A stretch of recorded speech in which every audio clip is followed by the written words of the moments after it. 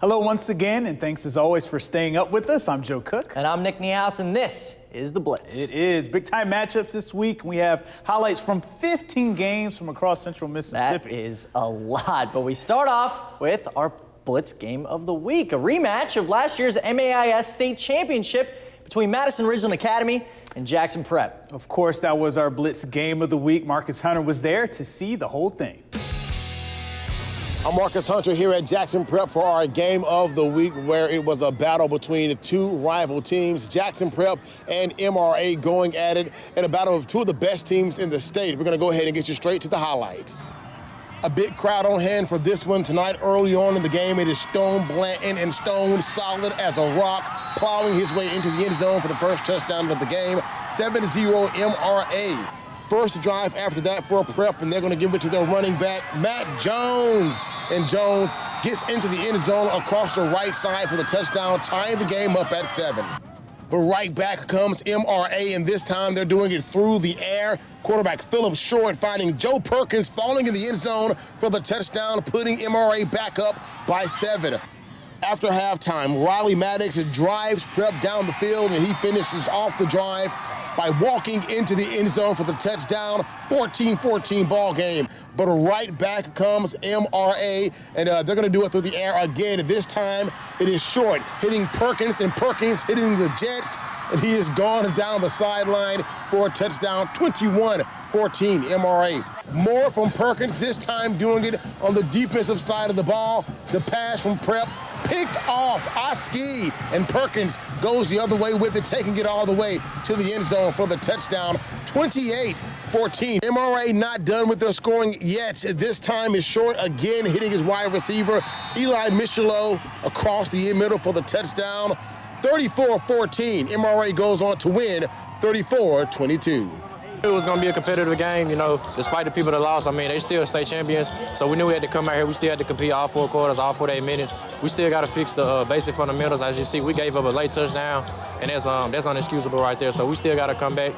We know we're going to see them again soon. Just a big step in the road. It was a great step now. Hey, we're excited. Like I say, anytime you can beat this program here, you know, we're really happy about that. But we're going to enjoy it this weekend and get back to work and keep our eyes down the road. And so Jackson Prep will look to regroup. They take on Park Lane the next week. As far as MRA, well, they'll be taking on Presbyterian Christian, but it is a good chance these two teams will see each other again later on in the playoffs. Reporting at Jackson Prep, Marcus Hunter for Blitz 16.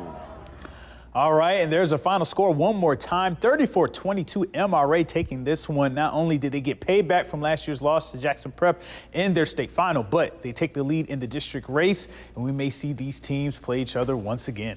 Yeah, we might. Take it a battle of Highway 43, Pelahatchie and Pisgah. Great 2A matchup right here. We have a Blitz Player of the Week winner, Dylan Ushery, shaking hands with a one-time Player of the Week nominee, Ahmad Johnson. Pelahatchie starts off with it. Quay Ragsdale keeps it, but it pops right out and into the hands of the Dragons. Pisgah ball, and they're gonna quickly take advantage. Kaishawn Gates takes this one up the middle, bounces off a defender.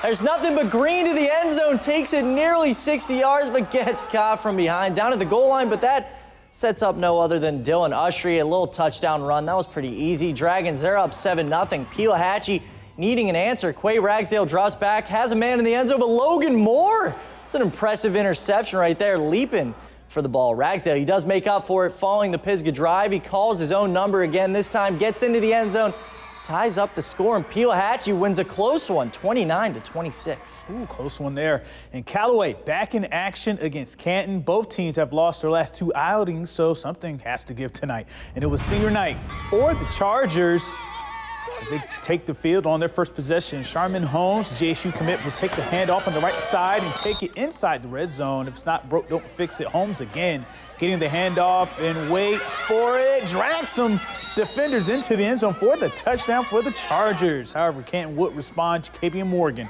would throw short to Jaden Burns, and he would shake and almost knock over our cameraman. Check out these moves right into your living room there. The very next play, Gavin Griffin would take the handoff, and he would get into the end zone. Score now tied at 7. After that, the floodgates will open after a Callaway punt. Morgan again finds his favorite target, and watch these folks, he would make a one-handed catch. The drive was stalled, though, later in the quarter. Repeat after me, Morgan to Burns. This time they get the touchdown. Canton will go on to win this one 41-13. Now to the Clinton-Germantown game. The Arrows coming off a 30-0 win over Murray, while the Mavericks are trying to end their 3-game losing streak. Coach Tim Shamrick says, hey, his team is ready to go. Thumbs up, let's get it rocking. Second half action here, and Clinton quarterback Caleb Miller finds E.J. Mason for a first down catch as he gets into the red zone. That will lead to a field goal by Carson Barefoot. Great name for a kicker, and the Arrows are up 13-6 after his 35-yarder. The Mavericks trying to get something going. Colton Gardner passes, but he finds the other team as Arrington Robinson gets the interception, and that would lead to points. Miller drops back. I shot this game. I lost the kid, but he doesn't lose his target.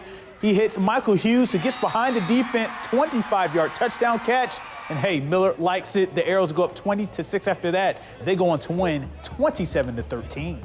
Moving on to a couple of teams unbeaten in region play. Petal taking on Northwest Rankin. Northwest Rankin down 21-7 at halftime. This is gonna cut that lead down. A little tap pass. Zach Beasley to Jordan Cavett goes nearly untouched for the 10-yard touchdown. That makes it 21-14. Petal takes over, and Micah McGowan gets the handoff. He can run. Hits the B button right there.